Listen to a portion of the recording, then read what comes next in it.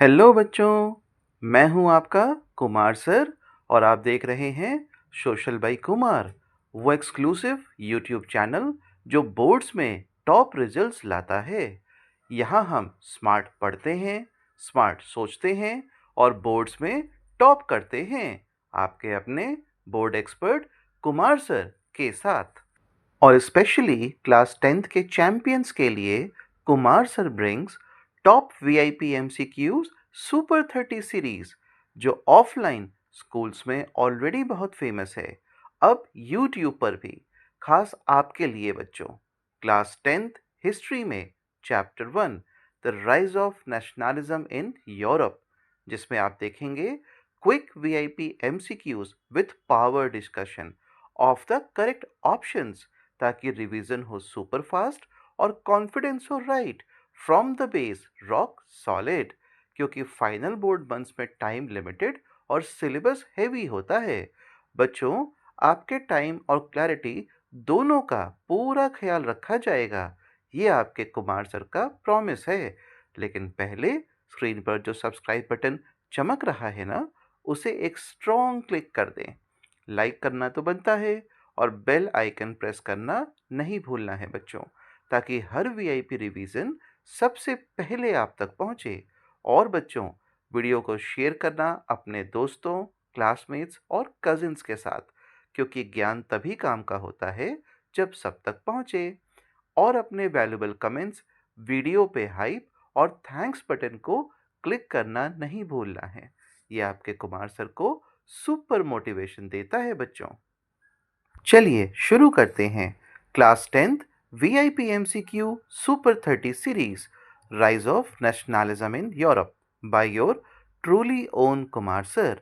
क्योंकि ये सीरीज सिर्फ बोर्ड्स के लिए नहीं बच्चों, ये है कॉन्फिडेंस, क्लैरिटी और फुल मार्क्स के लिए। पढ़ो वीआईपी स्टाइल, स्कोर करो बोर्ड स्टाइल। अगर आप ये एमसीक्यूज क्लियर कर लेते हो ना, तो rise of nationalism in Europe का बेस बिल्कुल स्ट्रांग हो जाता है। क्योंकि बोर्ड्स में इस चैप्टर के सारे एमसीक्यूज इन्हीं टॉपिक्स में से आते हैं बच्चों। तो बच्चों, तैयार हो जाओ। स्क्रीन पर आ रहा है the very first topic, rise of nationalism in Europe chapter का। Are you ready? Yes sir, we are ready. ये तो बच्चों, the first topic is the French revolution and the idea of the nation आपके screen पर, जिसमें से शुरू होता है हमारा पहला MCQ. Which change introduced after 1789 most directly helped in creating a collective national identity in France? 1789 के बाद कौन सा चेंज सबसे डायरेक्टली फ्रांस में कलेक्टिव नेशनल आइडेंटिटी बनाने में मददगार रहा? इंपॉर्टेंट क्वेश्चन है बेटा, थोड़ा सा क्रिटिकल है, ध्यान से समझना है। ऑप्शंस आपके सामने, कौन बताना चाहेगा? सर मैं बताऊं? जरूर बेटा। Sir correct answer is option A, uniform system of laws. Correct बेटा।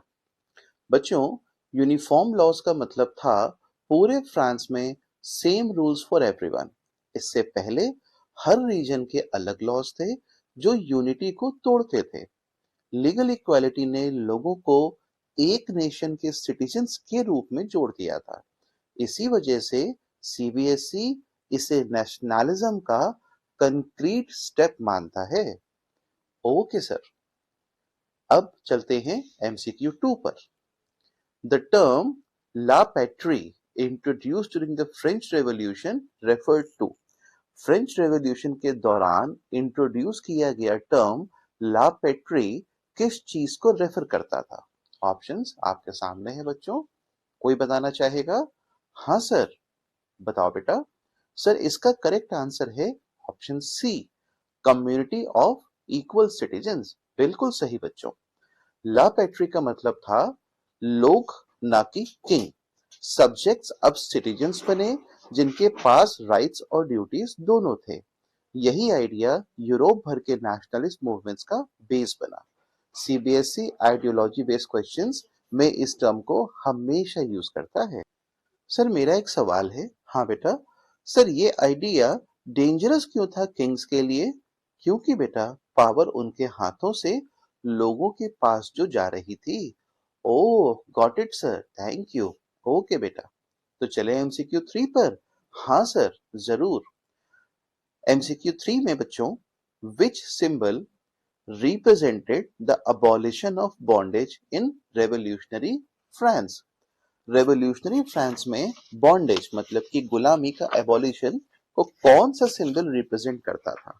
ऑप्शंस आपके सामने। सर इसका आंसर मैं बता दूं? जरूर बेटा। Sir correct answer is option B, broken chain. बिल्कुल सही बेटा। ब्रोकन चेन स्लेवरी और ऑपरेशन के एंड को शो करता था। ये सिंबल बताता था कि लोग अब फ्री सिटीजन्स हैं, सब्जेक्ट्स नहीं। रेवोल्यूशन ने सिंबल्स के थ्रू आइडियाज को मास तक पहुंचाया, बहुत लोगों तक पहुंचाया।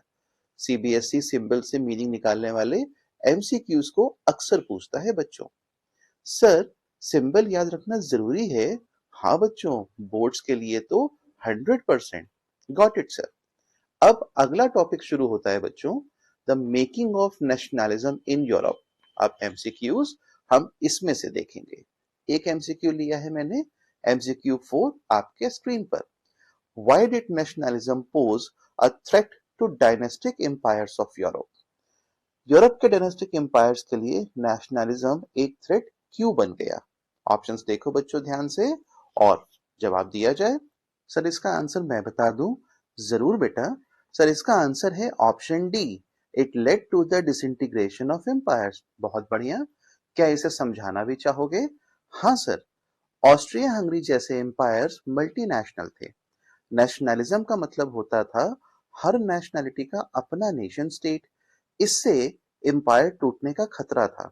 इसीलिए रूलर्स ने नेशनलिज्म को सप्रेस करना ही उचित समझा। करेक्ट बेटा, बहुत बढ़िया समझाया आपने।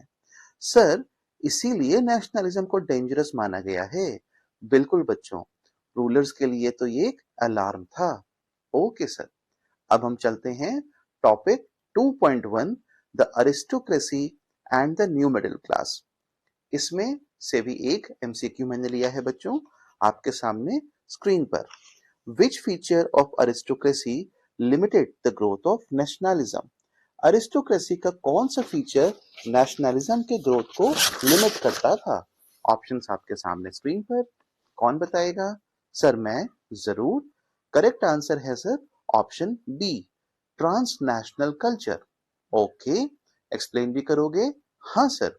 सर एरिस्टोक्रेट्स फ्रेंच बोलते थे, सेम लाइफस्टाइल फॉलो करते थे, चाहे कंट्री कोई भी हो।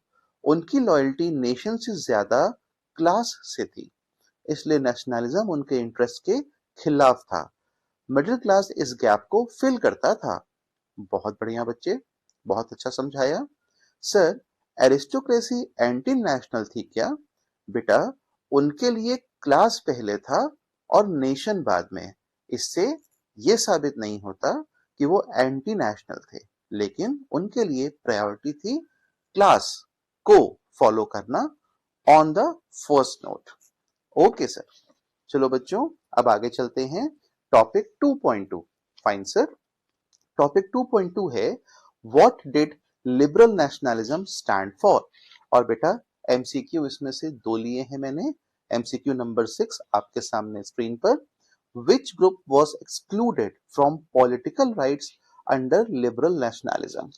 लिबरल नेशनलिज्म के अंडर कौन सा ग्रुप पॉलिटिकल राइट से एक्सक्लूडेड था?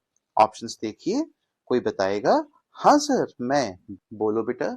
सर इसका करेक्ट आंसर है option C, women. Very good. Explain भी करोगे? हाँ सर। सर लिबरलिज्म इक्वालिटी की बात करता था, लेकिन वोटिंग राइट्स हमेशा मेन को मिले। वुमेन को डेलिबरेटली पॉलिटिक्स से भी बाहर रखा गया। ये कॉन्ट्रडिक्शन लेटर रेवोल्यूशंस का रीजन बना। Very good. सर ये सिलेक्टिव डेमोक्रेसी थी क्या? एग्जैक्टली बेटा, और एग्जामिनर यही चाहता है कि आप एक्सप्लेन करो। एमसीक्यू 7 बच्चों, अब आपके सामने स्क्रीन पर। What did the Zollverein aim to achieve? Zollverein का मेन एम या ऑब्जेक्टिव क्या था? ऑप्शंस देखिए बच्चों। सर मैं बताऊं? जरूर बेटा। सर इसका करेक्ट आंसर है option C, economic unity. Very good. Zollverein ने बच्चों कस्टम्स बैरियर्स हटा दिए थे, कॉमन मार्केट से ट्रेड इजी हुआ और नेशनलिज्म को बहुत बूस्ट मिला था। इकोनॉमिक यूनिटी ने पॉलिटिकल यूनिटी का बेस बनाया। जर्मनी यूनिफिकेशन में ये की रोल प्ले करता है बच्चों। Okay sir. सर इकोनॉमी पहले या पॉलिटिक्स? जर्मनी में तो बच्चों इकोनॉमी पहले। Okay sir. Topic 2.3 a new conservatism after 1815। एक एमसीक्यू लिया है बच्चों आपके सामने स्क्रीन पर। MCQ number 8, which principle guided the Treaty of Vienna 1815? Treaty of Vienna 1815 कौन से प्रिंसिपल पर गाइड की गई थी? ऑप्शंस आपके सामने हैं। सर मैं बताऊं? बिल्कुल। Option P, balance of power. बहुत बढ़िया बच्चों। ट्रीटी का एम था यूरोप में पावर को बैलेंस में रखना।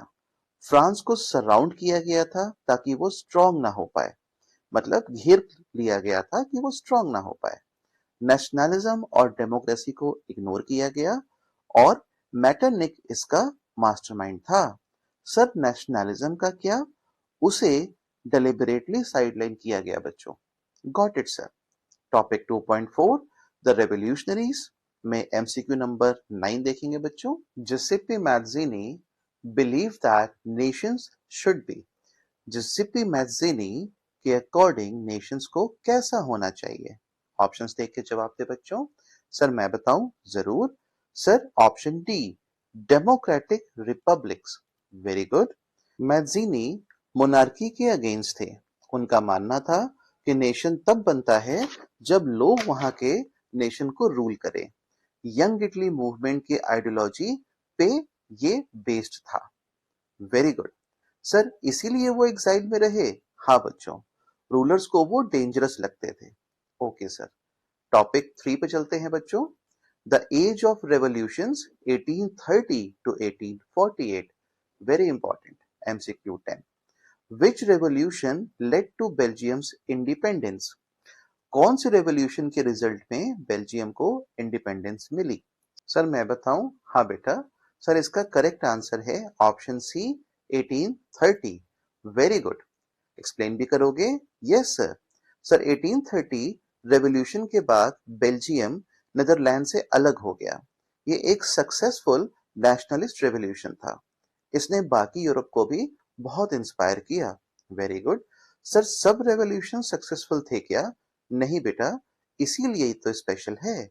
Okay sir. टॉपिक 3.1 पे चलते हैं बच्चों। Romantic imagination and national flag. ओ सर ये तो इंटरेस्टिंग टॉपिक होगा।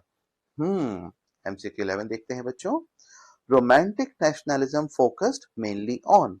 रोमांटिक नेशनलिज्म का मेन फोकस किस पर था? ऑप्शंस ध्यान से देखना है। हाँ सर मुझे आ गया। बताओ बेटा। Sir option C, cultural heritage. Okay. Romantics ने फोक सॉन्ग्स, स्टोरीज और लैंग्वेज को हाईलाइट किया। उनका एम था लोगों में इमोशनल अटैचमेंट को क्रिएट करना। कल्चर के थ्रू नेशन बिल्डिंग हुई। जर्मनी में ग्रीन ब्रदर्स इसके बेस्ट एग्जाम्पल्स हैं। ओके। सर कल्चर पॉलिटिक्स से ज्यादा पावरफुल था क्या? नेशनलिज्म में हमेशा बच्चों। Okay sir. टॉपिक 3.2 पे चलते हैं। एमसीक्यू 12 देखेंगे बच्चों। Why 1840s are called the hungry 40s? 1840s को हंग्री 40s क्यों कहा जाता है? ऑप्शंस आपके सामने है बच्चों। सर इसका आंसर मैं दे दूं? जरूर बेटा। सर इसका आंसर है option B, food shortages and unemployment. Okay. Sir crop failure और इंडस्ट्रियल स्लो डाउन में लोगों ने भूखा रहना देखा। फूड प्राइसेस बढ़ गए थे और जॉब्स बहुत कम हो गई थी। इकोनॉमिक क्राइसिस ने रेवोल्यूशंस को हमेशा की तरह यहाँ पे भी फ्यूल दिया। Very good. Sir economic reasons ज्यादा इंपॉर्टेंट थे। करेक्ट बेटा। रेवोल्यूशंस का इंजन हमेशा इकोनॉमी होती है, तो ये इंपॉर्टेंट होने ही थे। Right sir. आगे बढ़ते हैं बच्चों। Topic 3.3 1848 the revolution of the liberals. MCQ 13 यहाँ पे देखेंगे। Who led the Frankfurt parliament? Frankfurt parliament का लीडरशिप किसने की? किसने इसको लीड किया? सर मैं बताऊं? जरूर। Sir option C, middle class professionals. Okay. Frankfurt parliament lawyers, teachers और बिजनेसमैन ने बनाई थी। उनका एम कॉन्स्टिट्यूशन और नेशन स्टेट बनाना था, लेकिन मिलिट्री सपोर्ट ना होने से फेल हो गई। फेलियर रीजंस सीबीएसई के लिए बड़े इंपॉर्टेंट क्वेश्चंस का काम करते हैं बच्चों। Okay sir. Sir ideas strong थे पर पावर नहीं ना? बिल्कुल बेटा, can be called as the perfect summary. Okay sir. अब टॉपिक 4 देख लेते हैं बच्चों, the making of Germany and Italy. MCQ 14 और 15 देखेंगे यहाँ पर। MCQ 14, German unification was achieved mainly through. German unification mainly किस प्रोसेस के थ्रू अचीव हुआ था? सर आंसर मैं बताऊं? बिल्कुल। Sir option C, diplomacy and war. Sir Bismarck ने blood and iron policy follow की। वॉर्स के थ्रू जर्मनी यूनाइट हुआ। लिबरल मूवमेंट्स उस वक्त फेल हो चुका था। करेक्ट। सर लिबरल्स का रोल क्या था? बेटा इन्होंने आइडिया दिया, बस पावर नहीं। समझ गए सर। एमसीक्यू 15 देखते हैं बच्चों, who became the first emperor of the unified Germany. कौन सबसे पहले एम्परर बने यूनिफाइड जर्मनी के? सर मैं बता दूं? बिल्कुल बेटा। Sir option B, Kaiser William one. Okay. 1871 में वर्साई में विलियम वन को एम्परर डिक्लेयर किया गया। ये फ्रेंच डिफीट के बाद हुआ था और इसीलिए सिंबॉलिक मोमेंट बना जर्मन नेशनलिज्म का। Very good. बच्चों डेट्स प्लस प्लेसेस को हमेशा ध्यान देना है, क्योंकि एमसीक्यूज के ये फेवरेट टॉपिक्स होते हैं। Okay sir. अब टॉपिक 4.2 में चलते हैं बच्चों, Italy unified. Okay sir. MCQ 16, who played the role of chief minister in Italian unification. Italian unification में चीफ मिनिस्टर का रोल किसने प्ले किया था? सर मैं बताऊं? बिल्कुल। Sir Cavour. कैवोर डिप्लोमेसी का मास्टर थे। उन्होंने फ्रांस से अलायंस की ओर ऑस्ट्रिया को हराया और मैज़िनी आइडियाज लेकर के आए, गैरिबाल्डी सोल्जर्स। वेरी गुड बेटा। सर सबका रोल अलग था। पर एग्जाम में तो मिक्स होगा बच्चों, तो ध्यान देना है। Okay sir. एमसीक्यू 17 पर चलते हैं बच्चों, आपके सामने स्क्रीन पर। गैरिबाल्डीज रेड शर्ट्स वर मेनली। गैरिबाल्डीज के रेड शर्ट्स मेनली कौन थे? ऑप्शंस आपके सामने हैं। सर मैं बताऊं? बिल्कुल। सर करेक्ट आंसर है option B, peasants and volunteers. Very good. Garibaldi ने कॉमन लोगों को मोबिलाइज किया था। ये मास पार्टिसिपेशन का बेस्ट एग्जाम्पल है। इटली का साउथ इसी मूवमेंट से यूनिफाई हुआ था। और सर पीपल नेशनलिज्म की अगर बात की जाए तो ये एक क्लियर एग्जाम्पल है। Yes, very good. सर ये रियल मास मूवमेंट था? हाँ बेटा, इटली में तो सबसे ज्यादा। ओके। अब चलते हैं topic 4.3, the strange case of Britain पर। Okay sir. एमसीक्यू 18 है बच्चों यहाँ पे, who led the Frankfurt parliament. Frankfurt parliament को लीड किसने किया? ऑप्शंस को ध्यान से देख के आंसर कीजिए। सर इसका आंसर मैं बताऊं? जरूर। Sir option C, parliamentary acts. Okay. Britain में वॉलेंट रेवोल्यूशन नहीं हुआ। एक्ट्स ऑफ यूनियन के through England, Scotland, Wales unite हो गए। आयरलैंड को फोर्स से कंट्रोल किया गया, इसीलिए इसे स्ट्रेंज केस कहा जाता है। वेरी गुड बेटा। सर मतलब पीसफुल यूनिफिकेशन? मोस्टली बेटा, एक्सेप्ट आयरलैंड। ओके। अब हम टॉपिक 5 पे चलते हैं, visualising the nation. Okay sir. MCQ 19 में देखेंगे बच्चों, Germania symbolised, very important. Germania किस चीज को सिंबलाइज करती थी? ऑप्शंस को पढ़िए और आंसर कीजिए। सर मैं बताऊं? बिल्कुल। Option B, female allegory of the nation. Very good. Germania nation को एक फीमेल फिगर के रूप में दिखाती थी। सोर्ड और ओक लीव्स स्ट्रेंथ और यूनिटी दिखाते हैं। सिंबल इमोशंस को विजुअल फॉर्म देते हैं, इसलिए ऐसा उन्होंने किया। सर फीमेल फिगर क्यों? क्योंकि बच्चों नेशन को मैक्सिमम मदर के रूप में ही दिखाया जाता है। ओके सर, समझ गए सर। अब टॉपिक 6 पे चलते हैं बच्चों, nationalism and imperialism, very important topic from this chapter. देखते हैं MCQ 20 आपके स्क्रीन पर। By the late 19th century, nationalism in Europe had transformed into। Late 19th century तक यूरोप में नेशनलिज्म किस फॉर्म में ट्रांसफॉर्म हो चुका था? सर मैं बता दूं, हाँ बेटा, सर इसका करेक्ट आंसर है option C, imperialism. Very good sir. Strong nations colonies बनाना चाहते थे, नेशनल प्राइड अग्रेशन में बदल गई, अफ्रीका और एशिया में एक्सपेंशन हुआ, ये वर्ल्ड वॉर का इसीलिए बैकग्राउंड भी बनी। Very good sir. Nationalism negative कब बना? जब सुप्रियोरिटी का सेंस आ गया था बच्चों, तब नेशनलिज्म को नेगेटिव बनना ही था। हाँ सर, तब तो फिर ऐसी ही इमेज बनेगी। Correct. MCQ 21, which event showed the dangerous side of the aggressive nationalism? कौन सा इवेंट अग्रेसिव नेशनलिज्म का डेंजरस साइड दिखाता है बच्चों? सर मैं बताऊं, बिल्कुल sir, option C, world war 1, absolutely correct बेटा। एक्सट्रीम नेशनलिज्म ने राइवलरीज क्रिएट की थी, मिलिट्रियलिज्म और अलायंसेस बने। 1914 में वर्ल्ड वॉर 1 स्टार्ट हो गया, तब तो खास तौर से। करेक्ट। MCQ 22 पर चलते हैं। Which slogan best represents aggressive nationalism? Aggressive nationalism को कौन सा स्लोगन सबसे अच्छा रिप्रेजेंट करता था? सर मैं बताऊं, बिल्कुल बेटा sir, option B, blood and iron. Very good sir. Bismarck का स्लोगन पावर और वॉर को जस्टिफाई करता था, ये पीसफुल नेशनलिज्म से अलग था, स्टेट पावर को प्रायोरिटी दी गई थी। Very good. MCQ 23 देखते हैं बच्चों।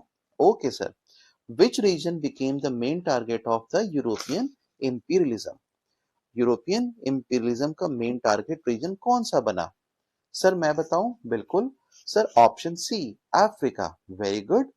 अफ्रीका में रिसोर्सेज और मार्केट्स दोनों थे, यूरोपियन पावर्स ने स्क्रैम्बल और अफ्रीका शुरू किया।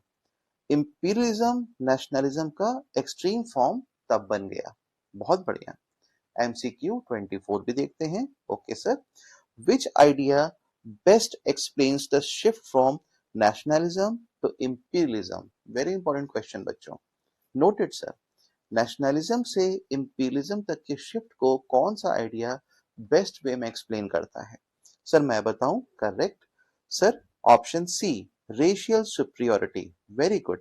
यूरोपियंस ने खुद को सुपीरियर मानना शुरू कर दिया था, इससे कोलोनाइजेशन जस्टिफाई किया जा रहा था और नेशनल प्राइड रेसिज्म में फिर बदल गया। करेक्ट सर, ये नेशनलिज्म का डार्क साइड हुआ ना फिर तो। एग्जैक्टली बेटा। MCQ 25 पर चलते हैं। Which group first promoted nationalist ideas in Europe? सबसे पहले यूरोप में नेशनलिस्ट आइडियाज को किस ग्रुप ने प्रमोट किया था? सर ये मैं बता दूं, बिल्कुल sir, option D, educated middle class. Correct बेटा। लॉयर्स, टीचर्स, बिजनेसमैन नेशनलिज्म के कैरियर्स थे, उन्हें कॉन्स्टिट्यूशंस और राइट्स चाहिए थे। पेजेंट्स बाद में ज्वाइन हुए। Correct sir. मासेस बाद में क्यों? बेटा, अवेयरनेस पहले एलीट में आती है और फिर कॉमन पब्लिक में। हाँ करेक्ट सर। ओके, चलते हैं MCQ 26 पर। Which language helped in spreading nationalist ideas through literature?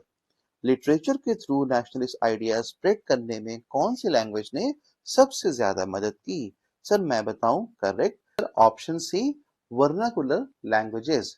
Very good sir. Local languages ने कॉमन लोगों तक आइडियाज पहुंचाया, प्रिंट कल्चर ने नेशनलिज्म को पॉपुलर बनाया, एलीट लैंग्वेजेस तो हमेशा से लिमिटेड होती थी, इसीलिए वर्नाकुलर लैंग्वेजेस लैंग्वेज नेशनलिज्म का स्ट्रॉन्ग लिंक बनी। वेरी गुड बेटा, बहुत खूब। चलते हैं MCQ 27 पर। Okay sir. Which factor weakened the Frankfurt parliament? बेटा ये VIP MCQ है। हाँ सर।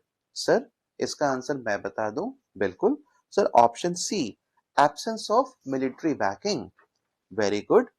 सर आइडियाज स्ट्रॉन्ग थे लेकिन आर्मी रूलर्स के साथ थी। विदाउट फोर्स डिसीजंस इनफोर्स नहीं हो सके, इसलिए पार्लियामेंट कोलैप्स हो गई। पावर वर्सेस आइडियाज का ये क्लासिक केस हम कह सकते हैं। इसीलिए बच्चों ये वीआईपी एमसीक्यू है। Okay sir. सर सिर्फ आइडियाज काम नहीं करते थे पहले क्या? हाँ बेटा, पॉलिटिक्स में पावर भी जरूरी हुआ करती थी। Got it sir. एमसीक्यू 28 पर चलते हैं बच्चों। Which war completed German unification? Options आपके सामने हैं। सर मैं बताऊं? हाँ बेटा। Sir option B, Franco Prussian war. बिल्कुल सही आंसर बेटा। 1870 टू 71 की वॉर में फ्रांस हार गया था। इसके बाद जर्मन एम्पायर डिक्लेयर हुआ। वॉर ने नेशनलिज्म को फाइनल शेप दिया।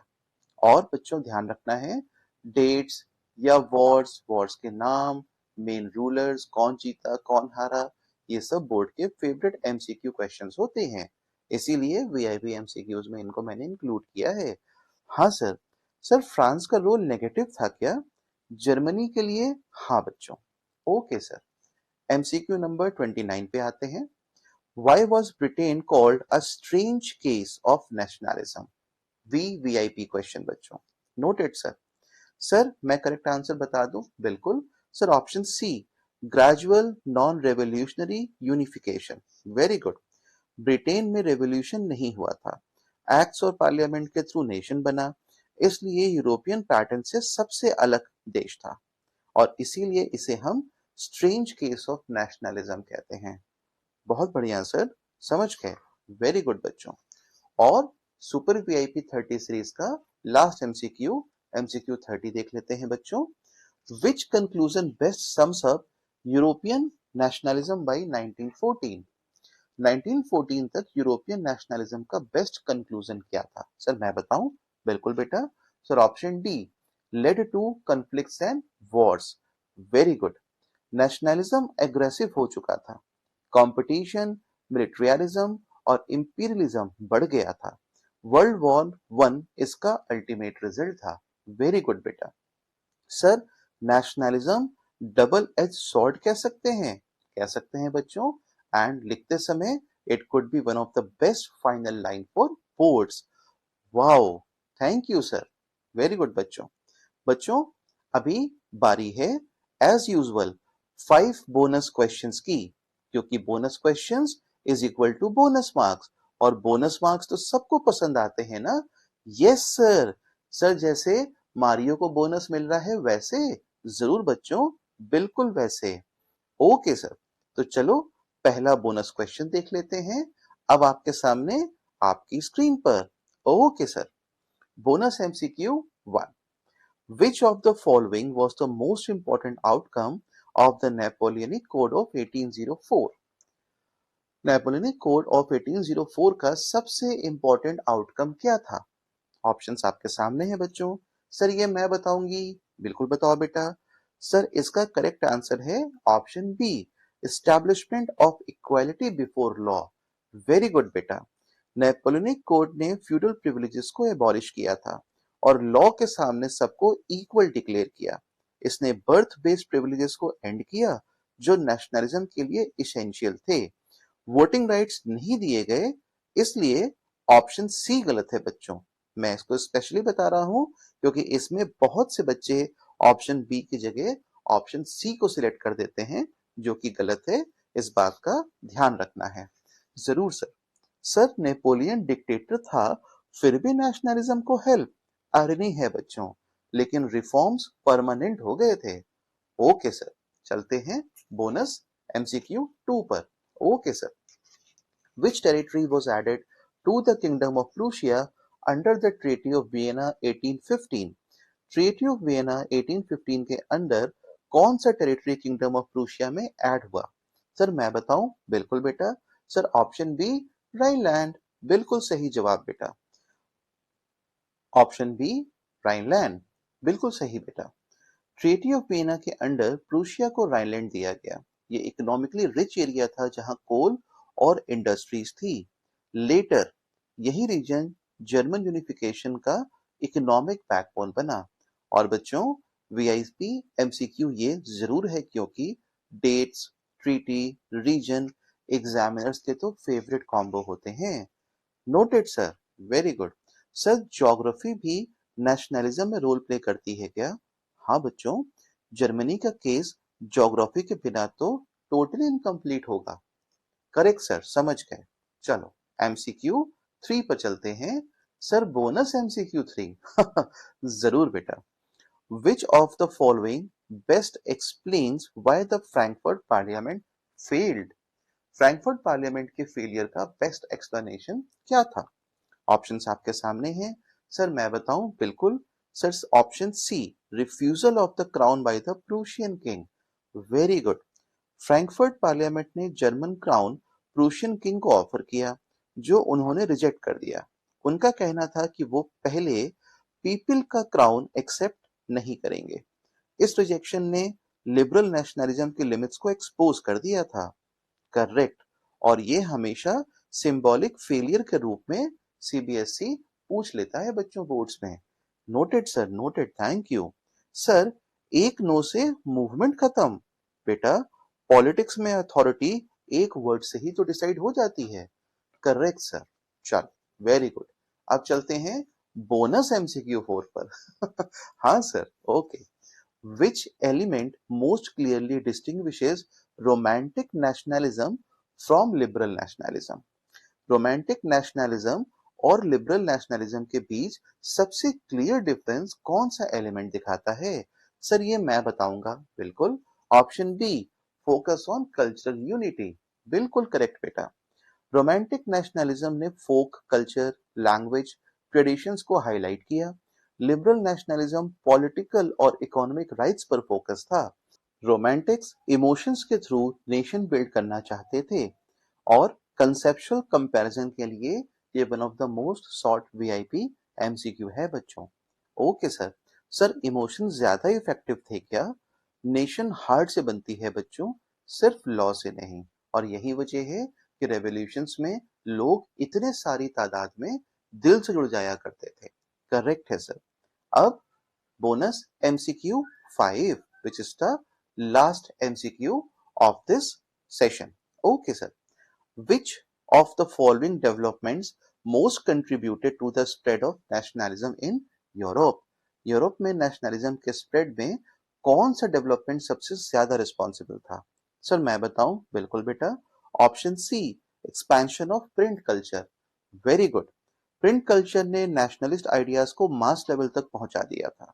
न्यूज़पेपर्स, पैम्पलेट्स और बुक्स ने कॉमन लैंग्वेज को पॉपुलर बनाया, और आइडियाज एलीट से मासेस तक इसकी वजह से ही शिफ्ट हो पाए थे।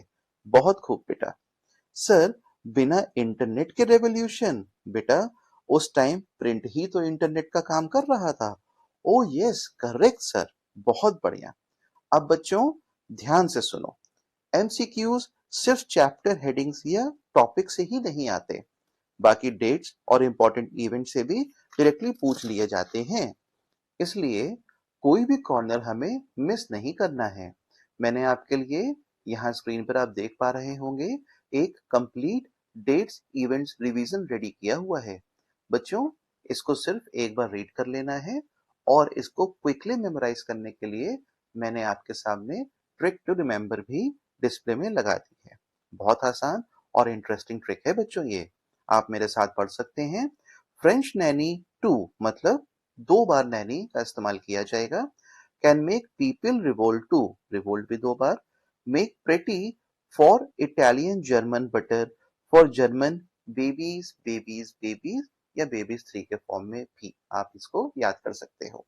सो French nanny too can make people revolt too, make pretty for Italian German butter for German babies 3।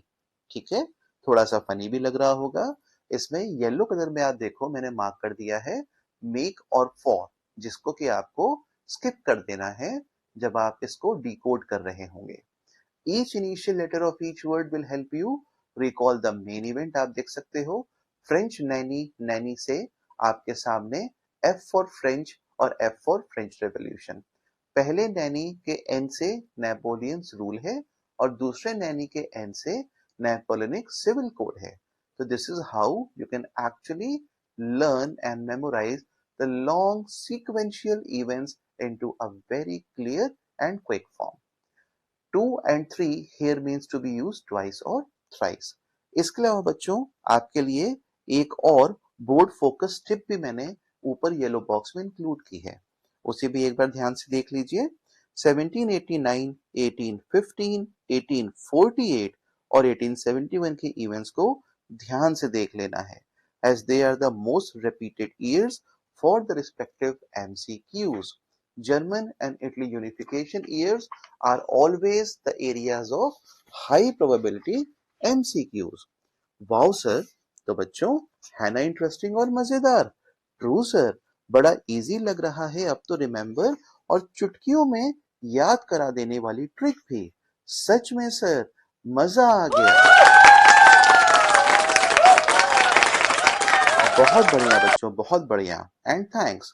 जो बच्चे इसे डिटेल में समझना चाहते हैं वो वीडियो को पॉज करके आराम से पढ़ सकते हैं, सोच सकते हैं और कनेक्ट कर सकते हैं। और इस रिवीजन को और ज्यादा मीनिंगफुल और मजेदार बनाने के लिए मैंने इन्हीं डेट्स और इवेंट से नेक्स्ट 10 एमसीक्यूज भी ऐड कर दिए हैं बच्चों आपके सामने स्क्रीन पर, वो भी सॉल्यूशंस के साथ, जिसे आप इजी वे में अपनी प्रिपरेशन को चेक कर सकते हो और स्ट्रॉन्ग बना सकते हो। आपके सामने 10 के 10 MCQs exclusively based on the chart that you saw, which is based on dates and events and the names. इसके साथ ही साथ आप सॉल्यूशंस को भी यहां से क्रॉस चेक कर पाएंगे। वाह सर, क्या खूब हेल्प की है आपने, पूरे चैप्टर को टर्बो स्पीड से रिवाइज करा दिया, जैसा आपने rise of nationalism in India chapter 2 को करवाया था। सारे एमसीक्यूज सीधे दिमाग और दिल में बस गए हैं सर। बच्चों याद रखना, बोर्ड्स में मार्क्स लक से नहीं, ये आते हैं स्मार्ट रिवीजन और प्रैक्टिस से। Oh thank you sir, thank you really so much sir. ये बहुत अच्छी टिप और ट्रिक है और सर बहुत मजा आया इस सेशन में, बिल्कुल माइंड रिफ्रेशिंग था सर। थैंक यू बच्चों। बच्चों चैप्टर को समझना है मस्त ध्यान से, एमसीक्यूज का फंडा याद करो दिलो जान से, रिवीजन करो स्मार्ट और फुल एनर्जी से। बोर्ड के मार्क्स मिलेंगे आपको इसी टॉप स्ट्रेटजी से। Amazing sir, wonderful sir. Thank you बच्चों, थैंक यू।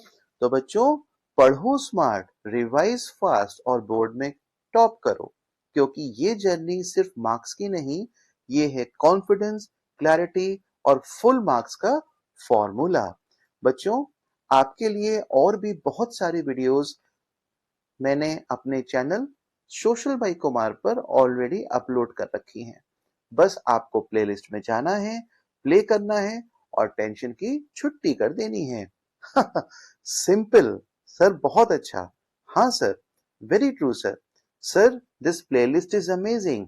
हाँ सर, मैं हमेशा इसको विजिट करता हूँ। सर इसमें और वीडियोस लोड कीजिए, बहुत मजा आता है आपकी वीडियोस में। ऑन इट बच्चों, I am totally on it and thanks. आगे बढ़ते हैं। ओके सर, तो आज का फुल चैप्टर रिवीजन तो हो गया। कल फिर मिलेंगे एक और धमाकेदार वीआईपी एमसीक्यू सुपर 30 सीरीज की वीडियो के साथ। और हाँ बच्चों, सब्सक्राइब बटन प्रेस करना नहीं भूलना है, क्योंकि जब एग्जाम्स करीब होते हैं टीचर का साथ सबसे जरूरी होता है और आप सभी मेरे डियर स्टूडेंट्स के लिए टॉप करना गारंटीड है, क्योंकि कुमार सर हमेशा आपके साथ हैं। पढ़ो स्मार्ट, सोचो स्मार्ट, कुमार सर के साथ। और बच्चों आपके कुमार सर की गई मेहनत को एप्रिशिएट करने के लिए YouTube ने अब 2 स्पेशल फीचर्स ऐड कर दिए हैं। अब आपको मेरे हर वीडियो पर हाइप और थैंक्स दोनों ऑप्शंस दिखाई देंगे। अगर आपको लगता है कि ये वीडियोस आपकी प्रिपरेशन को जेन्युइनली हेल्प कर रही हैं, तो वीडियो को हाइप करके उसे ज्यादा से ज्यादा लोगों तक पहुंचने में मदद जरूर करें बच्चों। और थैंक्स ये सिर्फ एक बटन नहीं है, ये एक छोटा सा गेस्चर है जो टीचर को बताता है कि उनकी मेहनत नोटिस की जा रही है और जो पढ़ाया जा रहा है वो आपके काम आ रहा है। आपका एक थैंक्स पे क्लिक अपने आप में बहुत कुछ कह देता है बच्चों। टीचर को थोड़ा सा इंकरेजमेंट, थोड़ी सी एनर्जी, बिल्कुल ऑप्शनल है ये, अपनी मर्जी से, लेकिन दिल से दिया हुआ। मेरी टीचिंग, गाइडेंस और ब्लेसिंग्स हमेशा आपके साथ है बच्चों। तो अब सेशन एंड करते हुए आप देख रहे थे सोशल बाई कुमार। पढ़ो स्मार्ट, सोचो स्मार्ट और टॉप करो बोर्ड स्टाइल कुमार सर के साथ। मिलते हैं बच्चों अगली वीडियो में। तब तक के लिए take care, stay focused and God bless.